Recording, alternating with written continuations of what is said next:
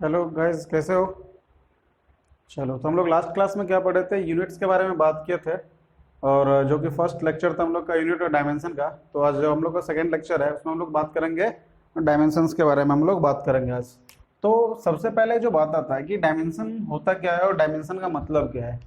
What is the meaning of dimension, what is the actual meaning of dimension. लोग बस dimension निकालना सीख जाते हैं, बट उनको ये नहीं पता चलता है कि डायमेंशन का मतलब एक्चुअली में क्या होता है। तो देखो, सुन के थोड़ा तुमको अजीब लगेगा कि कहीं बुक पे लिखा हुआ नहीं रहता है कि डायमेंशन का मतलब डायरेक्शन से है। देखो, डायमेंशन का मतलब यहाँ पे किस चीज से है? डायरेक्शन से है। मतलब डायमेंशन का मतलब डायरेक्शन। यहाँ पे डायरेक्शन का मतलब क्या है? ईस्ट वेस्ट और नॉर्थ साउथ से नहीं मतलब है यहाँ पे। यहाँ पे डायरेक्शन का मतलब क्या है कि डायमेंशन क्या करता है। Dimension gives the relation between two और more than two physical quantities. Dimension gives the relation between two और more than two physical quantities. मतलब डायमेंशन किस चीज के बारे में बात करता है? मैं बोला डायमेंशन का मतलब क्या है? डायरेक्शन। फिर मैं क्या बोल रहा हूं कि डायमेंशन दो या दो से अधिक, दो या दो से ज्यादा फिजिकल क्वांटिटीज के बारे में, या दो या दो से ज्यादा फिजिकल क्वांटिटीज के रिलेशन के बारे में बताता है डायमेंशन। तो हम लोग इस चीज को समझते हैं कैसे। जैसे मान लो यहाँ पे जो देखो, यहाँ पे जो लिखा हुआ है, the dimensions of physical quantities are the power to which the fundamental quantities are raised to represent that quantity. That means क्या, आप इस चीज से वाकिफ हो? लास्ट क्लास हम लोग डिस्कस किए थे कि फंडामेंटल क्वांटिटीज किसको बोलते हैं।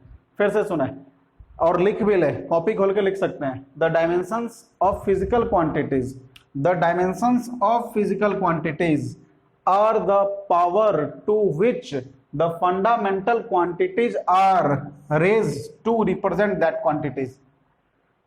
इसका मतलब क्या? तीन बातें यहाँ पे। पहला बात क्या है? डायमेंशन का मतलब डायरेक्शन, सब कुछ समझाऊंगा। दूसरा, डायमेंशन जो है तुम्हारा वो रिलेशन देता है दो या दो से ज्यादा फिजिकल क्वांटिटी के बीच में। और तीसरा बोला यह जा रहा है कि जब हम लोग फंडामेंटल क्वांटिटीज को पावर के रूप में एक्सप्रेस करते हैं, किसके रूप में? पावर के रूप में एक्सप्रेस करते हैं। जब हम लोग फंडामेंटल क्वांटिटीज को पावर के रूप में एक्सप्रेस करते हैं तो वो उस फिजिकल क्वांटिटी का डायमेंशन कहलाता है। ठीक है, देखो कैसे इस चीज को समझे हम लोग। देखो मतलब कि हम लोग क्या बोला गया, तो तीन बातें हैं। तो सबसे पहले चीज देखो, देखो ध्यान से, ध्यान देना। जैसे मान लो कि मैं एक एग्जांपल दे रहा हूं, एक एग्जांपल हम लोग लेते हैं। अच्छा, एक मिनट के लिए यहाँ पे क्या बोला? The dimensions of physical quantities are the power to which the fundamental quantities are raised to represent that quantity. तो सबसे पहले जो फंडामेंटल क्वांटिटीज है हम लोग के पास, फंडामेंटल क्वांटिटीज है ना? सात फंडामेंटल क्वांटिटीज है। Mass, length, time, temperature, current electricity, current,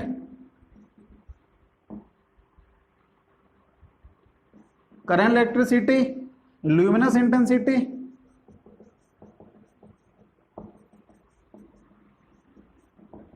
और क्वांटिटी ऑफ मैटर, और क्वांटिटी ऑफ मैटर। ये सात fundamental quantities.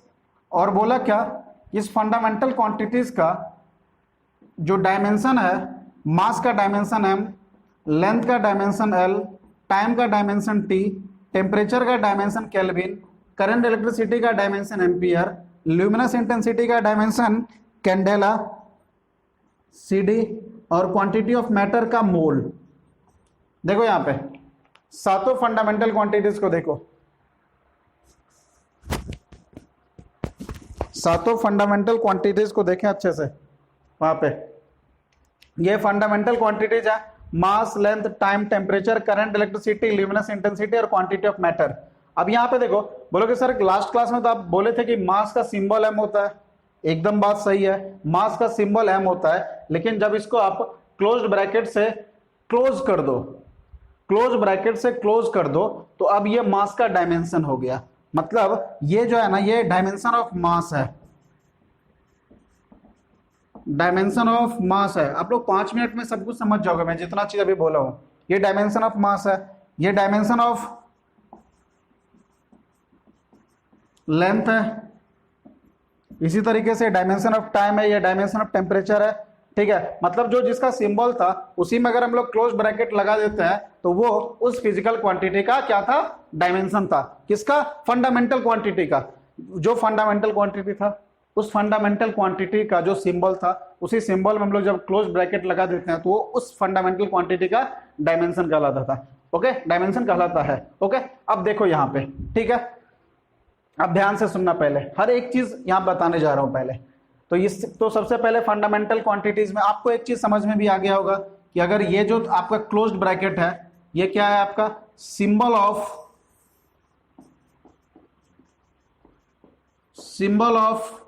Dimension. Symbol of dimension मतलब अगर कहीं पे भी क्लोज ब्रैकेट लगा हुआ है फिजिक्स में, ठीक है, मैथमेटिक्स का मैं बात नहीं कर रहा हूं, फिजिक्स में खास करके फिजिकल क्वांटिटी के अलोंग, तो वो किस चीज के बारे में बात कर रहा है, डायमेंशंस के बारे में बात कर रहा है। ठीक है, अब हम लोग वन बाय वन जितना भी चीज लिखा हुआ है उसको समझते हैं। ठीक है, अभी डिफिनेशन को मैं यहाँ पे रहने दे रहा हूँ और सब चीजों को मैं यहाँ मिटा रहा हूँ। देखो फटाफट, अब इसमें देखना क्या है, जैसे देखो, मान लो मैं बोला कि डायमेंशन का मतलब डायरेक्शन से है, तो देखो अब एक बात बताओ, एक दो चीज और, जैसे लेंथ है ना, लेंथ है, ओके, लेंथ है ना, तो डिस्टेंस, डिस्प्लेसमेंट,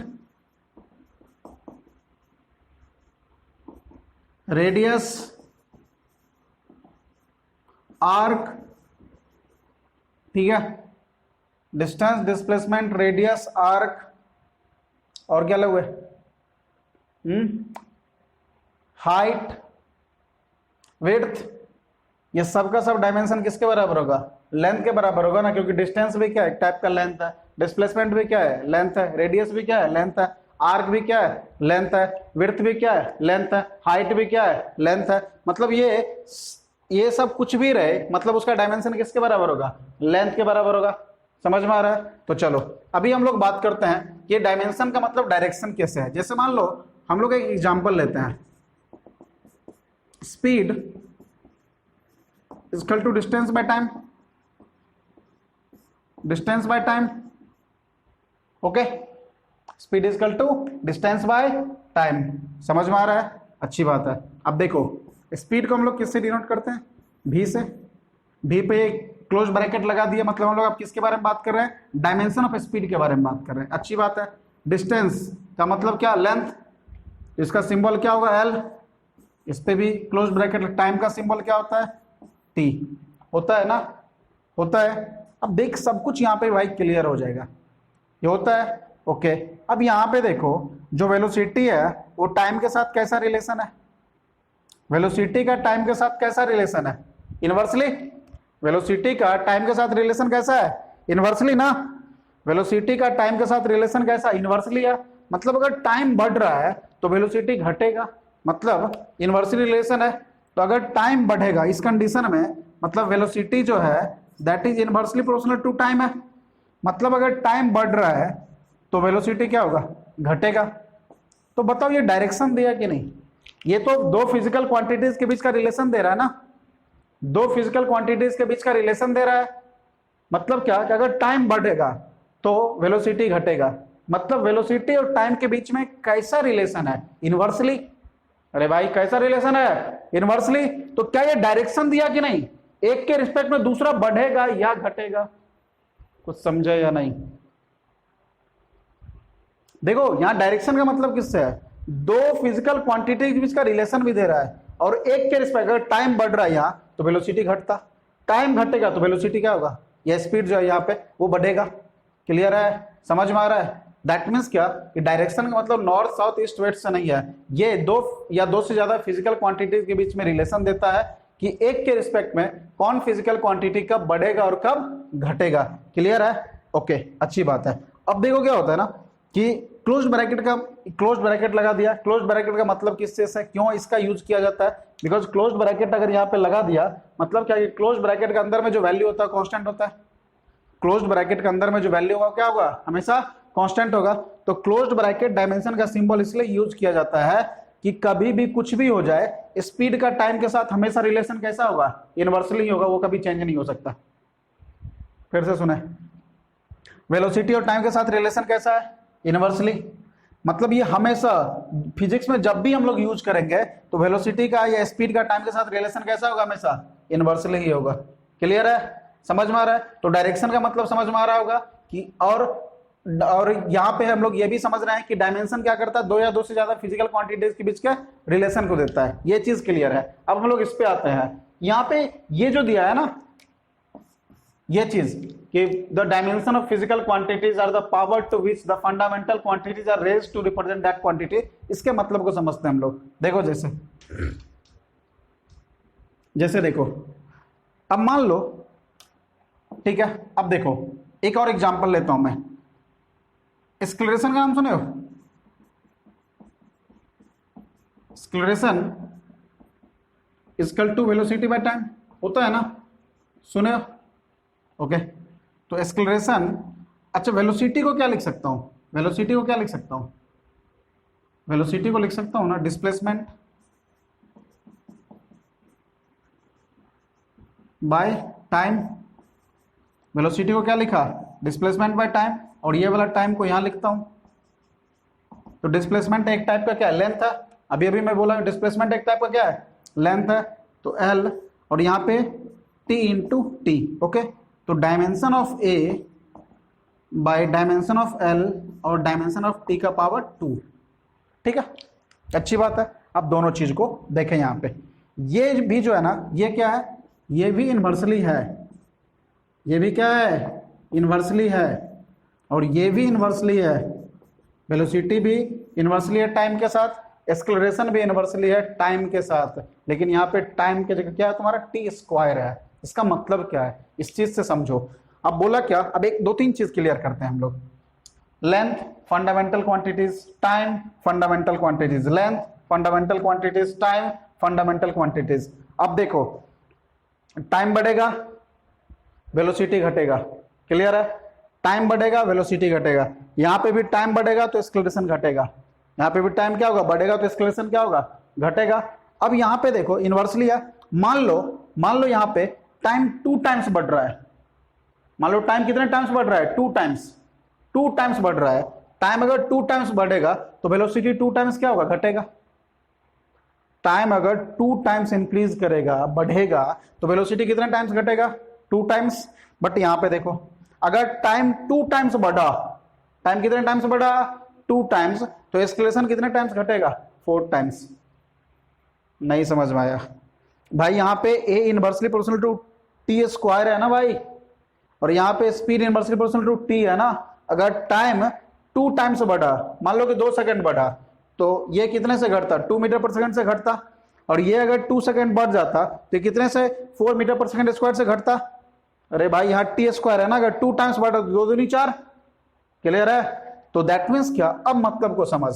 बोला the dimension of physical quantities are the power to which the fundamental quantities raise to represent that quantity. सबका एक ही मतलब है कि डायमेंशन का मतलब है डायरेक्शन, एक के रिस्पेक्ट में, एक फिजिकल क्वांटिटीज के रिस्पेक्ट में दूसरा बढ़ेगा या घटेगा, ये चीज हुआ। और कितना बढ़ेगा और कितना घटेगा, कितना बढ़ेगा और कितना घटेगा, ये भी डिपेंड करता है। बात मेरा समझ में आ रहा है। इसलिए दिया कि जब फंडामेंटल क्वांटिटीज को लेंथ और टाइम फंडामेंटल क्वांटिटीज को जब हम लोग पावर के रूप में एक्सप्रेस करते हैं तो वो इस फिजिकल क्वांटिटी का डायमेंशन कहलाता है। तो घूम फिर के एक ही मतलब है कि डायमेंशन 2 या 2 से ज्यादा फिजिकल क्वांटिटी के बीच के रिलेशन को देता है। और सिर्फ रिलेशन ही नहीं देता है, किस टाइप का रिलेशन होगा, ठीक है, किस टाइप का रिलेशन होगा। मान लो कि एक के रिस्पेक्ट में दूसरा बढ़ रहा है या घट रहा है, कितना बढ़ रहा है और कितना घट रहा है, ये भी कौन बताएगा, डायमेंशन से पता चल जाएगा। क्लियर है, मतलब डिफिनेशन का मतलब समझ में आ गया। ठीक है, चलो आगे बढ़े। ठीक है, नेक्स्ट देखो, इस पे समझ में आ रहा है। चलो नेक्स्ट लिखो, some important dimensions, some important dimension लिखो, some important dimensional formula. Some important dimensional formula, some important dimensional formula, some important dimensional formula लिखो फटाफट।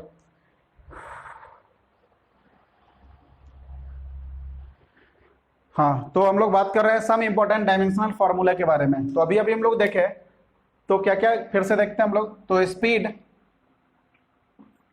या velocity equal to displacement by time, ध्यान देना। तो इसको हम लोग, इसका सिंबल क्या था, भी, डिस्प्लेसमेंट को एल, टाइम को टी। ओके ठीक है। अब देखो यहाँ पे, यहाँ कुछ नहीं है, मतलब यहाँ +1, यहाँ पे भी +1। कहानी तो वही है कि फंडामेंटल क्वांटिटी जब हम लोग पावर के रूप में एक्सप्रेस करते हैं तो उसका डायमेंशन कहलाता है। तो पावर के रूप में मतलब क्या, एल का पावर 1, टी का पावर भी 1। इस टी को ऊपर लेके चलो तो क्या हो जाएगा, एल टी -1। ये ऊपर गया, ये ऊपर जाएगा तो कितना हो जाएगा, t-1। ठीक है। तो बहुत जगह पे तुमको ऐसा लिखा हुआ मिलेगा, ऐसा लिखा हुआ मिलेगा m0 LT-1, m0 LT-1। इससे क्या पता चल रहा है, इससे देखो क्या पता चल रहा है। अब देखो ध्यान से, इस लेंथ के लेंथ पे कितना है, +1, टाइम पे कितना है, -1। मतलब वेलोसिटी का मास के साथ कोई रिलेशन नहीं है, वेलोसिटी का लेंथ के साथ डायरेक्टली रिलेशन है, और वेलोसिटी का टाइम के साथ कैसा रिलेशन है, इनवर्सली रिलेशन है। ये इससे पता चलता है, समझ में आ रहा है। तो बेसिकली 0, +1 और -1 क्या इंडिकेट कर रहा है, something to the power 0 means क्या, 1, मतलब कुछ भी नहीं। 1 कोई फिजिकल क्वांटिटी है क्या, नहीं ना। मतलब क्या कि वेलोसिटी मास पे डिपेंड या नहीं कर रहा है, वेलोसिटी लेंथ के साथ डायरेक्टली रिलेशन है वेलोसिटी का, और वेलोसिटी का टाइम के साथ कैसा रिलेशन है, इनवर्सली रिलेशन है। समझ में आ रहा है यहाँ पे, ठीक है। जल्दी फटाफट लिखो। नेक्स्ट चलो, अभी नेक्स्ट आगे बढ़े। तो आप इस तरीके से भी लिख के छोड़ सकते हो, आप ऐसे भी लिख सकते हो, दोनों में से जैसे मर्जी लिखो, कोई दिक्कत नहीं है, ठीक है। नेक्स्ट देखो, नेक्स्ट, ओके चलो नेक्स्ट देखते हैं हम लोग। एक्सेलरेशन क्या हो, acceleration is equal to velocity by time. तो अभी अभी वेलोसिटी का हम लोग का निकला है LT-1 और टाइम का t होगा ना।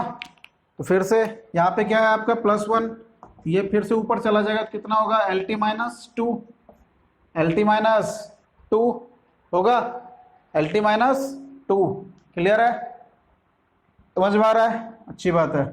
अब देखो, तो हम लोग के पास क्या आ गया, तो a, dimension of a is equal to LT-2 आया, ठीक है ना। ये पूरा जो कहानी है इसको हम लोग बोलते हैं डायमेंशनल इक्वेशन, डायमेंशनल इक्वेशन, ठीक है। ये कहलाता है derived physical quantities, derived physical quantity,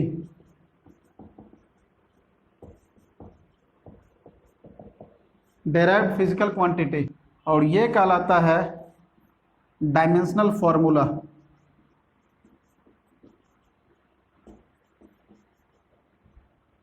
ये क्या कहलाता है, डायमेंशनल फॉर्मूला, ठीक है। कहीं पे भी कुछ भी हो तो ये, जैसे मान लो हम लोग अभी अभी कुछ देर पहले क्या लिखे थे, वेलोसिटी को लिखे थे ना, LT-1 लिखे थे। तो ये पूरा क्या हो गया, फिर से डायमेंशनल इक्वेशन, ये derived formula, sorry dimensional formula, यह क्या हो गया, डायमेंशनल फार्मूला, और ये क्या हो गया, डेराइव्ड फिजिकल क्वांटिटी। क्लियर है, फटाफट लिखो, फटाफट लिखो।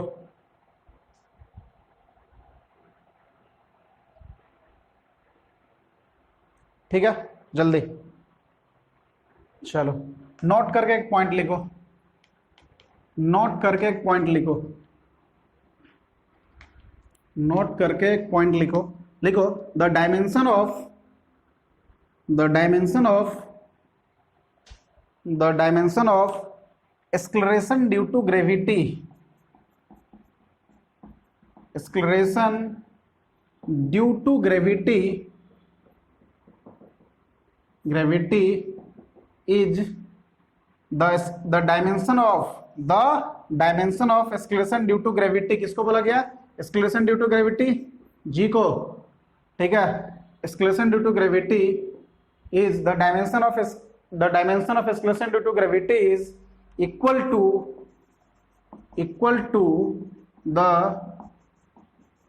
To the dimension of acceleration कितना था वो, LT माइनस 2। मतलब क्या, जो dimension of A is equal to dimension of G, that is equal to LT minus 2, that is equal to LT minus 2। Clear है, that is equal to LT minus 2। ठीक है, next देखो dimension of force का dimension क्या होगा, dimension of force, तो force equal to क्या होता है, मास इंटू एक्सक्लरेशन। तो dimension of force equal to mass का m, एक्सक्लरेशन का अभी निकला है LT माइनस 2, तो कितना आ जाएगा फोर्स का dimension, MLT minus 2, MLT minus 2। ठीक है, MLT माइनस 2। क्लियर है, जल्दी करो, MLT माइनस 2। नेक्स्ट देखो, डायमेंशन हमेशा किस चीज पे डिपेंड करता है, फिजिकल क्वांटिटीज या फंडामेंटल क्वांटिटीज। तो डायमेंशन बेसिकली डिपेंड करता है फंडामेंटल क्वांटिटीज पे। ठीक है ना। अब एक चीज देखो, तो मेरे पास फोर्स का कितना आ गया, फोर्स का डायमेंशन आ गया मेरे पास MLT माइनस 2। फोर्स का डायमेंशन मेरे पास कितना आ गया, MLT माइनस 2। अब बताओ कि तुमसे अगर कोई पूछे कि पुशिंग का डायमेंशन क्या होगा, what is the dimension of pulling, what is the dimension of pushing, क्या होगा, what is the dimension of pulling, what is the dimension of pushing, क्या होगा। पुलिंग और पुशिंग क्या है, फोर्स ही है ना। पुलिंग और पुशिंग क्या है, अरे किसी को तुम धक्का दो, किसी को तुम खींचो, ये सब क्या है, फोर्स है ना। ठीक है, एक्शन क्या है, किसी एक्शन रिएक्शन, ये सब का सब क्या है, फोर्स है। तो पुलिंग, पुशिंग, एक्शन और रिएक्शन, इस चारों का डायमेंशन किसके बराबर होगा, फोर्स के बराबर। मतलब पुलिंग, पुशिंग, एक्शन, रिएक्शन, इस चारों का डायमेंशन किसके बराबर होगा, फोर्स के बराबर होगा। तो नोट करके पॉइंट लिखो, नोट करके पॉइंट लिखो। लिखो the dimension of action reaction, the dimension of action reaction, the dimension of action reaction, comma करके लिखते जाना, action comma reaction, pulling and pushing, the dimension of action reaction, pulling and pushing, have same as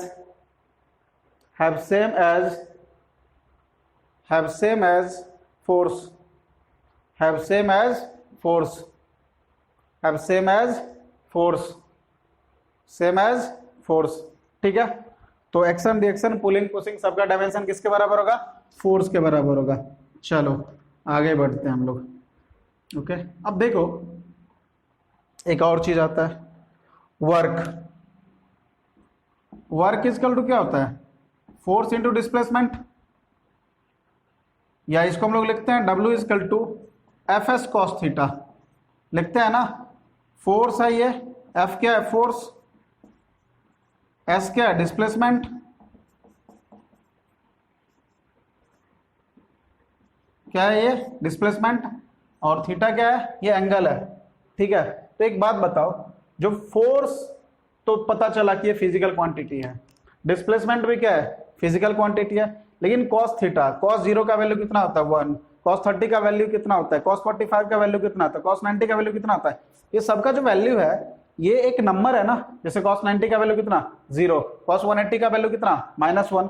तो ये जो cos theta है ये क्या है, एक नंबर है, ये कोई फिजिकल क्वांटिटी नहीं है या कोई फंडामेंटल क्वांटिटी नहीं है। जबकि फोर्स क्या है, फिजिकल क्वांटिटी है, डिस्प्लेसमेंट क्या है, फिजिकल क्वांटिटी है, और डायमेंशन किस पे डिपेंड करता है, फिजिकल क्वांटिटीज पे। तो कॉस थीटा कोई फिजिकल क्वांटिटी नहीं है, कॉस थीटा क्या है, एक वैल्यू है, एक नंबर है। तो नंबर का कोई डायमेंशन नहीं होता है, मतलब नो डायमेंशन। मतलब अगर किसी इक्वेशन में कोई नंबर दिया भी है तो हम लोग उसको डायमेंशन लेस मानेंगे, हम लोग आगे इसमें पढ़ेंगे, बट अभी समझ लो कि किसी इक्वेशन में अगर कुछ नंबर दिया हुआ है तो हम लोग उसको क्या मानेंगे, डायमेंशनलेस, क्योंकि नंबर का कोई डायमेंशन नहीं होता है। ओके, तो मेरे पास क्या बच गया, वर्क। तो वर्क का डायमेंशन क्या हो जाएगा, force, dimension of force into dimension of displacement. Okay, तो डायमेंशन ऑफ फोर्स क्या हो जाएगा, mlt-2, डिस्प्लेसमेंट का कितना होता है l, तो यहाँ पे +1, यहाँ पे +1, तो +1 कितना हो जाएगा, +2। तो फोर्स का डायमेंशन कितना होगा, सॉरी वर्क का डायमेंशन आ जाएगा ml2t-2। ये समझ में आ रहा है ना, L और L पे +1, L पे +1, तो दोनों ऐड हो जाएगा, तो वर्क का डायमेंशन कितना हो जाएगा, ml2t-2 आ जाएगा, ml2t-2। क्लियर है, वर्क का डायमेंशन कितना हो जाएगा, ml2t-2। ठीक है, चलो अब इसमें एक चीज तुमसे अगर पूछे कोई कि एनर्जी का डायमेंशन क्या होगा, what is the dimension of energy, dimension of energy क्या होगा, what is the dimension of energy, energy का डिफिनेशन क्या होता है, एनर्जी का डिफिनेशन क्या है, the capacity of doing work is called energy, the capacity of doing work is called energy, the capacity of doing work is called energy. तो मतलब क्या कि हम लोग जितना काम करते हैं उतना ही ज्यादा एनर्जी रिलीज होता है, तो एनर्जी भी किसके बराबर होता है, वर्क के बराबर। एनर्जी भी किसके बराबर है, वर्क के बराबर। मतलब क्या कि dimension of work is equal to dimension of energy, और that is equal to ml2t-2। मतलब एनर्जी का भी जो डायमेंशन है वो किसके बराबर हो जाएगा, वर्क के बराबर। एक और फिजिकल क्वांटिटी है जिसका डायमेंशन वर्क और एनर्जी के बराबर होता है, जो तुम लोग 9-10 में पढ़ा होगा, moment of force. Moment of force या उसी को टॉर्क बोलते हैं। अगर तुम लोग सुने हो तो अच्छी बात है, 9-10 में पढ़ा, अगर कुछ पढ़ा होगा तो सुना जरूर होगा। मोमेंट ऑफ फोर्स और टॉर्क, इसका फॉर्मूला क्या था, टॉर्क का फॉर्मूला था, ये सिंबल किसका, परपेंडिकुलर का, परपेंडिकुलर डिस्टेंस इनटू फोर्स, ये फॉर्मूला था टॉर्क का। तो dimension of torque perpendicular distance, अरे दुनिया का कोई भी डिस्टेंस क्या होगा उसका डायमेंशन, लेंथ, दुनिया का कोई भी डिस्टेंस का डायमेंशन क्या होगा, एल। तो एल, और फोर्स का अभी अभी हम लोग निकाले थे mlt-2, mlt-2। तो यहां पे भी +1, फिर से यहां पे भी +1 है, तो दैट मीन्स कितना हो जाएगा, L का पावर 2। तो टॉर्क का डायमेंशन कितना हो जाएगा, ml2t-2। देखो ये किसके बराबर है, वर्क और एनर्जी के बराबर है या नहीं, ये वर्क और एनर्जी के बराबर है या नहीं, वर्क और एनर्जी के बराबर है। तो लिखो इसमें, नोट करके पॉइंट लिखो, लिखो नोट करके पॉइंट लिखो, the dimension of energy and torque, the dimension of energy and torque has same as the dimension of energy and torque, the dimension of energy and torque have same as work, have same as work। और work का कितना होता है पता है आपको, ml2t-2। Clear है, चलो नेक्स्ट देखते हैं इसमें कुछ और कहानी को देखें। देखो देखो एक्चुअली क्या होता है ना कि ये फॉर्मूला बेस्ड है अभी जो मैं आज तुमको पढ़ा रहा हूँ आज के लेक्चर में, तो जरूरी नहीं है कि मैं हर एक का डायमेंशन यहाँ पे आपको बोर्ड पे निकाल के बताऊं। मैं कुछ इंपॉर्टेंट जो आपको क्लास 11 में कुछ काम आ सकता है मैं उसको बता रहा हूँ अभी। लेकिन अगर आप कहीं बुक में कहीं पे ऐसा टर्म्स को देखो जिसका तुमसे पूछ दे कि डायमेंशन ऑफ मैग्नेटिक फील्ड क्या होगा, तो तुम अभी मैग्नेटिक फील्ड अभी पढ़े नहीं हो, तो तुमको उसका फॉर्मूला नहीं पता है, तो तुम उसका डायमेंशन नहीं निकाल सकते हो। तो डायमेंशन निकालने के लिए तुमको पहले उसका फॉर्मूला जानना पड़ेगा, और मेरे को नहीं लगता कि उसका फॉर्मूला अभी तुमको याद करना चाहिए डायमेंशन निकालने के लिए। जैसे जैसे तुम आगे बढ़ते जाओगे, तुम आगे चैप्टर बाय चैप्टर बढ़ते जाओगे, तुमको ऑलरेडी फॉर्मूला याद होता जाएगा और तुम आसानी से डायमेंशन फाइंड आउट कर सकते हो। समझ रहे हो? आज हम लोग कुछ और इंपॉर्टेंट डायमेंशन को सिर्फ इस पर डिस्कस करने वाले हैं। हर एक डायमेंशन डिस्कस नहीं किया जा सकता क्लासरूम में, ठीक है ना। और हर डायमेंशन को ना याद रखना है ना फॉर्मूला याद रखना है। जैसे जैसे हम लोग आगे बढ़ेंगे हम लोग को फॉर्मूला भी याद हो जाएगा और हम लोग डायमेंशन निकाल भी सकते हैं, ठीक है। चलो नेक्स्ट देखते हैं हम लोग इस पे। नेक्स्ट देखो एरिया क्या होता है, एरिया, डायमेंशन ऑफ एरिया। देखो dimension of area, area area dimension of area, फटाफट बोलो यार, बहुत टाइम लगाते हो।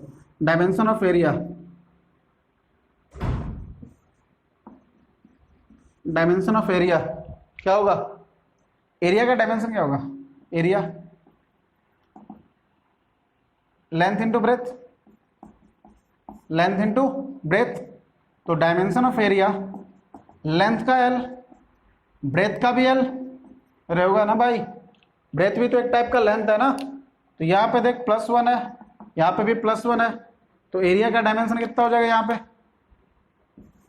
एरिया का डायमेंशन कितना हो जाएगा, एल का पावर 2। एरिया का डायमेंशन कितना हो जाएगा, एल का पावर 2, ठीक है। अच्छा ये तो समझ में आ रहा है, एल का पावर 2। अब अगर देख, अगर तेरे से पूछे कि find the dimension of area of circle, find the dimension of area of circle, find the dimension of area of circle, find the dimension of area of circle,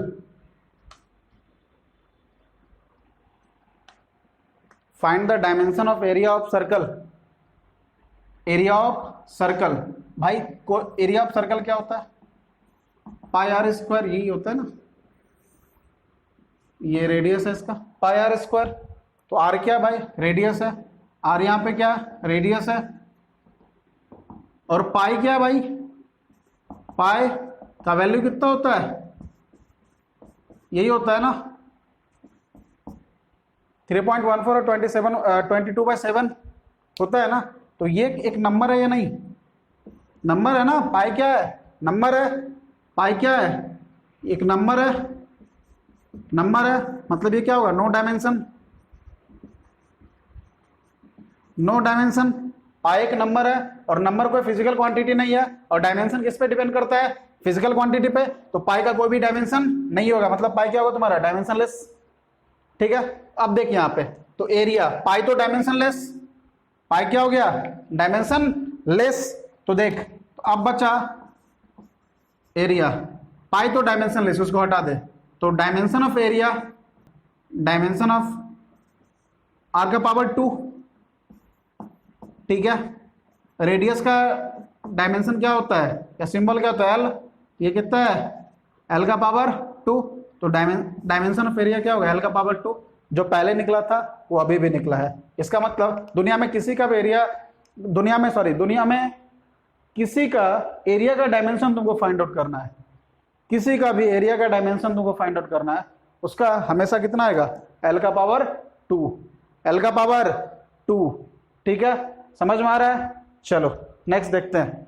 हाँ, और मैं ऑलरेडी तुमको अभी कुछ देर पहले बोला हूं कि इसको ऐसे भी लिखता है तो कंफ्यूज मत होना भाई, ऐसे लिखेगा m का पावर 0, l का पावर 2, t का पावर 0, ऐसे लिखो या ऐसे लिखो, एक ही बात है, मतलब m और t पे डिपेंड नहीं करता है, ठीक है ना। चल नेक्स्ट देखते हैं, वॉल्यूम के बारे में बात करते हैं। नेक्स्ट हम लोग वॉल्यूम के बारे में बात करते हैं। देख वॉल्यूम क्या होता है, लेंथ ब्रेथ हाइट। वॉल्यूम क्या होता है, लेंथ ब्रेथ हाइट। तो डायमेंशन ऑफ वॉल्यूम क्या होगा, लेंथ का, फटाफट स्पीड बढ़ाते हैं, ब्रेथ का भी एल और हाइट का भी एल होगा ना। यहाँ पे भी +1, यहाँ पे भी +1, यहाँ पे भी +1, तो वॉल्यूम कितना हो जाएगा, एल का पावर 3। अरे होगा ना भाई, एल का पावर 3 होगा, होगा। अब मेरे से कोई पूछे कि डायमेंशन लिखो, नेक्स्ट अगर हमसे कोई पूछे कि find the dimension of volume of sphere, find the dimension of volume of sphere, find the dimension of volume of sphere, find the dimension of volume of sphere. Sphere का अगर हमसे पूछे तो क्या होगा, वॉल्यूम ऑफ स्फीयर क्या होगा, volume of sphere क्या होता है, 4/3 pi R cube, 4/3 pi R cube. अब एक चीज देख, पूरा 4/3 और पाई एक नंबर है ना, तो इसका डायमेंशन क्या होगा? No dimension, no dimension. तो डायमेंशन ऑफ वॉल्यूम जो है वो क्या होगा? सिर्फ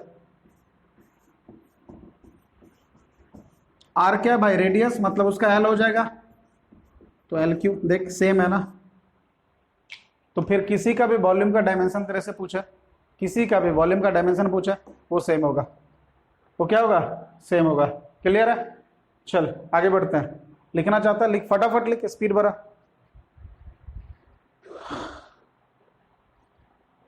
जल्दी कर, जल्दी करो।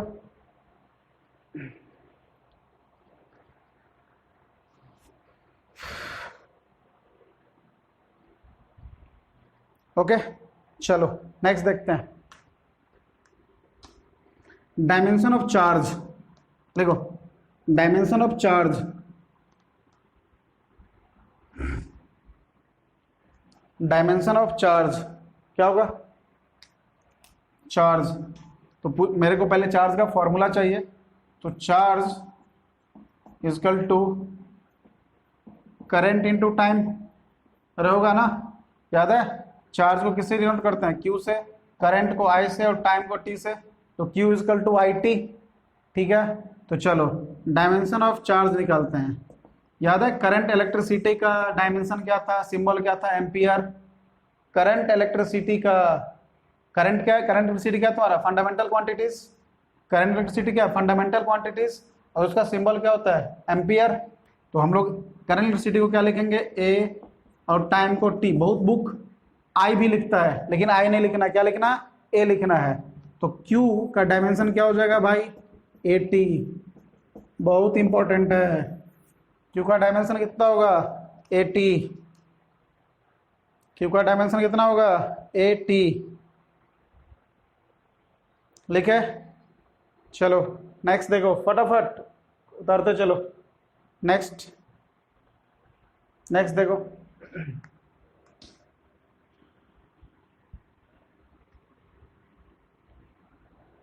नेक्स्ट देखो, हम लोग इस पे बात करते हैं। नेक्स्ट हम लोग बात करते हैं, देख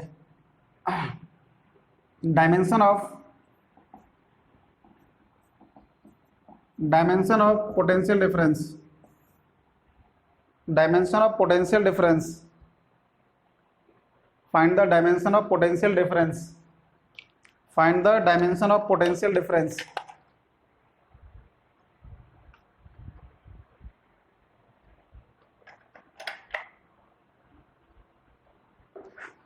find the dimension of potential difference. क्या होगा?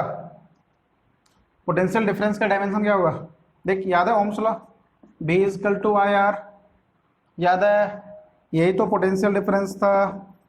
ये क्या एक मिनट, इससे नहीं, क्योंकि मुझे तो रेजिस्टेंस का पता नहीं है ना। सॉरी सॉरी, एक मिनट, इस फॉर्मूला का नहीं, हम लोग ऐसे यूज करते हैं। याद है? V equal to W by Q. V क्या था? Potential difference. W क्या था? वर्क। और Q क्या था? चार्ज। 9-10 में पढ़ा होगा। तो डायमेंशन ऑफ पोटेंशियल, वर्क का डायमेंशन कितना है? mL2T-2, भाई अभी अभी बताया हूं। और चार्ज का अभी जस्ट निकाला हूं 80, निकाला हो ना? चार्ज का कितना निकाला हूं? 80। ठीक है, तो हम लोग क्या करेंगे, देख अब यहाँ पे क्या है? ये +1 है, ये भी +1 है, होगा ना? होगा। चल ऊपर इसको लिखते हैं, कैसे कैसे इसको समझते हैं। तो हम लोग इसको लिखेंगे mL2T-2, एज यूजुअल जैसे था वैसे ही रख देते हैं, इसको ऊपर लाते हैं तो हो जाएगा A-1T-1, होगा ना भाई? होगा। तो देख T का पावर -2, T का पावर -1, मतलब T का पावर कितना? -3। तो पोटेंशियल का डायमेंशन कितना हो जाएगा? mL2T-3A-1। बहुत इंपॉर्टेंट है, बहुत इंपॉर्टेंट है। ठीक है, समझ रहे हो? चलो नेक्स्ट देखते हैं हम लोग, ठीक है ना? आगे बढ़ते हैं। लिखो dimension of resistance, dimension of resistance, dimension of resistance, dimension of resistance, हमको रेजिस्टेंस का डायमेंशन निकालना है। डायमेंशन ऑफ रेजिस्टेंस, हमको रेजिस्टेंस का क्या करना है, डायमेंशन निकालना है। तो मुझे पता है ओम्स लॉ से, from Ohm's law V equal to I R. तो ये क्या था, V पोटेंशियल डिफरेंस, I क्या था करंट, और R क्या था रेजिस्टेंस, R क्या था रेजिस्टेंस। मुझे डायमेंशन किसका चाहिए, रेजिस्टेंस का। तो dimension R equal to V by I। तो dimension of resistance equal to dimension of potential difference divided by dimension of current. Clear है। थोड़ा तेजी में बढ़ रहा हूं क्योंकि अगर आप लोग लॉजिक समझ गया होगा तो आसानी से निकाल सकते हो। अभी अभी हम लोग किसका निकाले हैं, पोटेंशियल का कितना होता है, पोटेंशियल का बोलो, पोटेंशियल कितना होता है, अभी अभी निकाले हैं ना, mL2T-3A-1 डिवाइडेड बाय करंट का क्या होगा, एम्पियर। अरे करंट का क्या होगा, एम्पियर होगा ना। अब देख यहाँ पे ये +1 है, ये फिर से ऊपर जाएगा तो कितना हो जाएगा, ये +1 ये -1, ये भी ऊपर जाएगा तो -1, तो माइनस माइनस ये -1 -2, देख ये -1 है, ये +1 है, ये ऊपर जाएगा तो ये भी -1 हो जाएगा, तो -1 कितना होगा, -2। ये आ जाएगा हम लोग के पास mL2T-3A-2। ठीक है, हो जाएगा। ये रेजिस्टेंस का क्या निकल गया, डायमेंशन निकल गया। ठीक है ना, चल जल्दी जल्दी करो। नेक्स्ट कुछ और हम लोग यहाँ डायमेंशन का कर लें, क्योंकि ये इसमें जितना निकाल सकते हैं हम लोग निकालते जा सकते हैं। 2-3 क्लास तक भी निकालोगे तब भी ये खत्म होने वाला नहीं है, क्योंकि जितना फिजिकल क्वांटिटी हम लोग को सबका हम लोग निकाल सकते हैं। जो इंपॉर्टेंट है कुछ उसके बारे में डिस्कस कर रहे हैं। ठीक है ना, नेक्स्ट देखो, नेक्स्ट देखो, लिखो find the dimension of universal gravitational constant. Find the dimension of universal gravitational constant. Find the dimension of universal gravitational constant. थोड़ा नाम सुना सुना लग रहा होगा ना तुम लोग को, नाम सुना सुना लग रहा है। M1 M2 distance R, formula क्या था इसका, F equal to G M1 M2 by R²। यही G क्या था, universal gravitational constant. Universal gravitational constant याद है, क्लास 9-10 में पढ़ा होगा ना, नहीं भी पढ़ा होगा तो टेंशन मत ले, फॉर्मूला पता है होना चाहिए। F equal to G M1 M2 by R²। M1 M2 क्या है देख ले, ये मास, और R क्या है तुम्हारा, दोनों पॉइंट मास के बीच का डिस्टेंस, दोनों पॉइंट मास के बीच का डिस्टेंस। अभी ये क्या है नहीं है मुझे नहीं जानना है, अभी मुझे सिर्फ इतना जानना है कि हम लोग डायमेंशन कैसे फाइंड आउट कर सकते हैं। क्लियर है, चल देखते हैं यहाँ से। तो G को तुम क्या लिख सकते हैं, यहाँ से देख, तो G equal to cross multiplication से FR² बाय M1 M2 लिखा जा सकता है। ठीक है, तो लिखा जा सकता है ना। तो देख डायमेंशन ऑफ G क्या होगा, फोर्स का F, radius sorry distance R है तो R ही रहने दो, मास का M, इस मास का भी M लिख सकता है ना। ठीक है, देख अब यहाँ पे लिख रहा हूँ, यहाँ पे लिख रहा हूँ, देखना ध्यान से। तो डायमेंशन ऑफ G क्या लिख सकते हैं, फोर्स का डायमेंशन क्या होगा, देख फोर्स का डायमेंशन क्या होगा, mL_T-2। R क्या है, डिस्टेंस है, डिस्टेंस को हम लोग क्या लिख सकते हैं, लेंथ, तो R का पावर 2 तो L का पावर भी 2। और यहाँ पे मास, यहाँ पे देख मास का पावर +1, यहाँ पे मास का पावर +1, तो M का पावर 2 लिखा जा सकता है। तो अब देख G का क्या होगा, तो डायमेंशन ऑफ G, यहाँ पे देख L का पावर +1, यहाँ पे 2 तो +3, और ये ऊपर जाएगा तो क्या होगा -2 ना। यहाँ पे देख ये +1, देख एक बार लिख ही दे रहा हूँ, mL3T-2 M-2 होगा। अब यहाँ पे M क्या है +1, वहाँ पे -2, तो -2 +1 कितना बचा, -1। तो G का डायमेंशन कितना हो जाएगा, देखो ध्यान से, तो जी का है m-1l3t-2, ठीक है। ये किसका हो जाएगा, यूनिवर्सल ग्रेविटेशनल कांस्टेंट का डायमेंशन हो जाएगा, ठीक है ना। देखो इसको लिखो,